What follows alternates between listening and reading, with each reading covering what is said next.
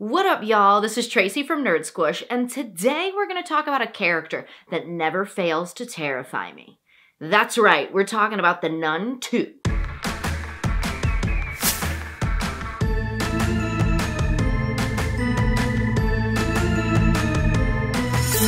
Alright, ladies and gentlemen, today we are talking about the sequel to The Nun and the 9th installment of the Conjuring universe. Now, I am a huge fan of the Conjuring movies, specifically Conjuring 1 and 2, and so I was very excited about this movie, could not wait for it, and I can't wait to dive in all the details with y'all. So just to give a little background on the Conjuring universe, if you're not aware, the main series of The Conjuring really consists of The Conjuring 1, 2, and 3, and it follows Ed and Lorraine Warren and their lives as paranormal investigators. Now, I love the main series of The Conjuring.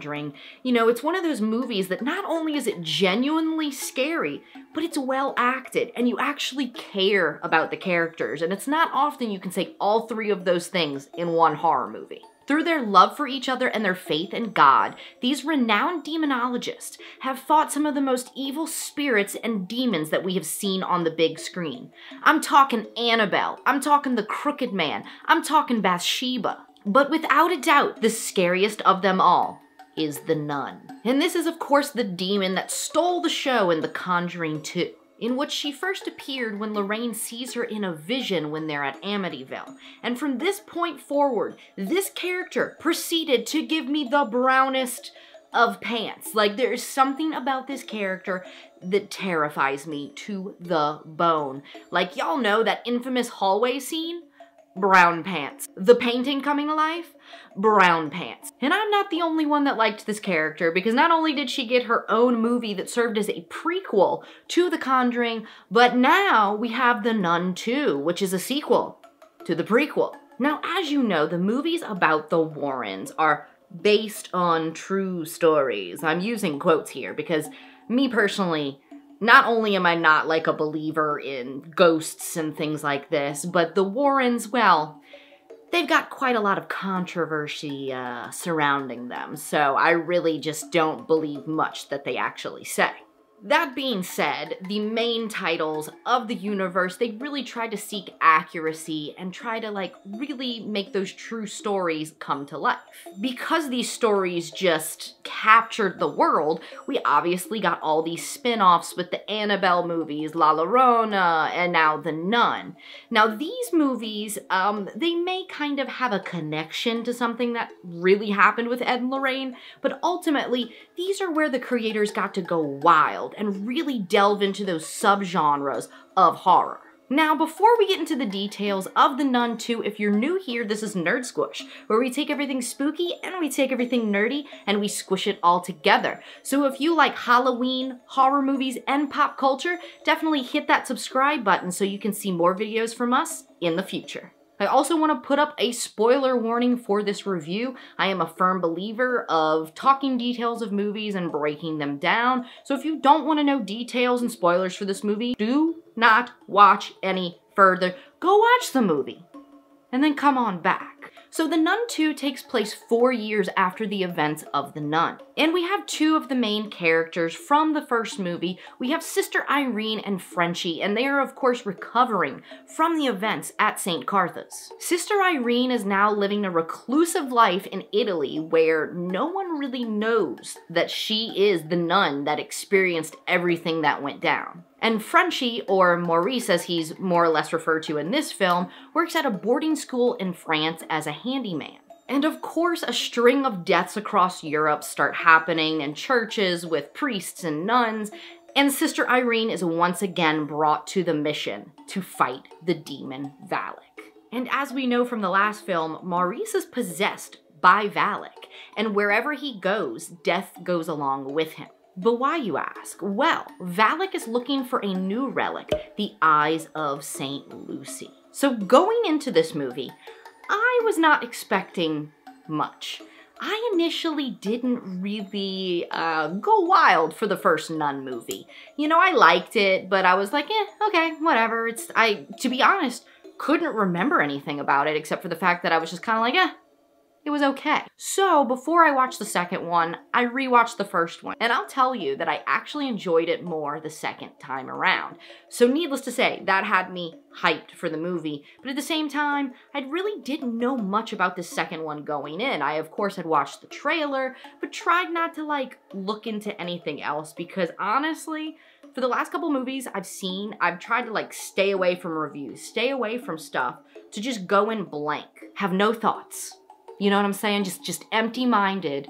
That way, these other opinions don't influence my own. And I will tell you that that really has helped me in watching movies. A lot of these spin-off Conjuring movies are not great. And I think a big part of that is the Warrens are a huge thing that make these movies successful. You root for these characters and their relationship and their faith in God. Like, it is beautiful. In the midst of all this tragedy and all of this evil, the Warrens are that one thing that you're like, you know what? I'm rooting for them. I want to see them make it. I hope these kids stay together. You know what I mean? And sometimes in these spin-offs, I feel like you don't get those characters that you quite have that same relationship with. Now, this is the exception. I love Sister Irene and Frenchie. They're great on their own. They're great, like, chemistry-wise together. I root for them, and I think that that helps in making this feel like a true Conjuring movie. And of course, we have a bunch of new characters that were introduced. We have Sister Deborah, who I feel like she's my one big complaint, is that she was kind of underutilized. You know, you introduce this character, and to me, like, she had an interesting story. There's something there. You know, here's this sister that kind of has a shaky faith, which is wild. You're a nun. You're a nun. How do you have a shaky faith? And you know, you could see throughout the movie and dealing with all these experiences how that was strengthening her. And she had other hardships that she kind of mentioned about her time in Mississippi, and I wanted more of her. But I won't complain about that too much because I have a feeling that we're gonna see a movie with her in it again. Because if we know anything, if a Conjuring movie is successful, if it makes enough money, we're going to get another one, and I have a feeling we will see more of The Conjuring and of Sister Deborah. One minor complaint that I had with this movie is that it was a little slow in the middle. You have your two main characters, and they're in two separate worlds, two separate places, experiencing two separate things, and it took a while for those two things to connect. And at times I was like, come on, y'all, like, get on with it! The great thing about this movie is it delivers exactly what you expect from a Conjuring movie, specifically about the nun. We've watched enough Conjuring movies to know the formula for their scares. And I love it because no matter how many times I watch these movies, the scares still get me. I jumped twice in the theater watching this, even though I know, like, the scene comes up and you're like, you're on the edge of your seat, you're sweating, and you know that nun is gonna pop out of this particular scene that we're looking at, but she still gets you. And that's what I love about the nun. She's terrifying without doing really much of anything. She can just stand there, and I have brown pants. On that note, I do have to complain at the fact that one of the best and most creative scares was in the trailer. Now, this is a common occurrence in modern cinema, and I don't know why. I mean, I get it. It's a beautiful scene, and listening to interviews, it sounds like they put a lot of time and effort into this scene. So they want people, even if people don't see the movie, they're like, somebody has to watch this. Like, I want everyone in the world to watch this, even if they don't see this movie, because I'm so proud of this moment, and I get that. However, when that scene in the movie comes up, I'm like, oh, it's the magazine rack scene from the trailer. Did I still jump? Yes. Yes, I did. But it lost its excitement because it felt stale. But you know how it goes. Like, the nun, I love the way, like, she's always in some, like, dark corner, just standing there, being creepy as hell. And the tension, like, your chest is tight. You're freaking out. You're like, what is she gonna do? Is she just gonna stand there? Is she gonna jump? I don't know. I love that. I love that. I live for that scare. The amount of calories that I'm burning during these scares, who needs to work out? Just go watch The Nun too. That's what I'm saying. But I think the scariest thing about the nun is not really knowing much about her. I feel like the more we know about her, I'm like, okay, like, I don't really care. I just want this woman to stand there and be creepy. You know, it's like these villain origin stories or these Disney origin stories.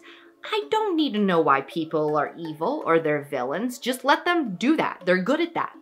I don't need to know where they came from. Like that, the more explanation I get sometimes, the less scary these people are. It's the mystery and the unknown that makes them scary. So there's a lot of things that I loved about this movie. There's a lot of things that I hated about this movie. It wasn't anything great. It wasn't terrible. I think if you like the Conjuring movies and if you like The Nun, you're gonna like this movie. If you don't like that and you don't like religious horror, maybe pass on this one. But as a Conjuring fan myself, I enjoyed it, and I can't wait to see the next installment in this spooky little world. Because after all, there was an end credit scene where you see the Warrens, and this is where this ties in their exorcism of Maurice or Frenchie. Let me know in the comments down below what you thought of this movie. Are you a fan? Do you like the Conjuring universe? Or are you not really big on religious horror? Let me know. If you enjoyed this video, give it a big old thumbs up, hit that subscribe button, and don't forget to hit that notification bell so when new videos hit the channel, you'll be notified. And as always, thank you guys for watching, and I'll catch you nerds later! She's behind me, isn't she?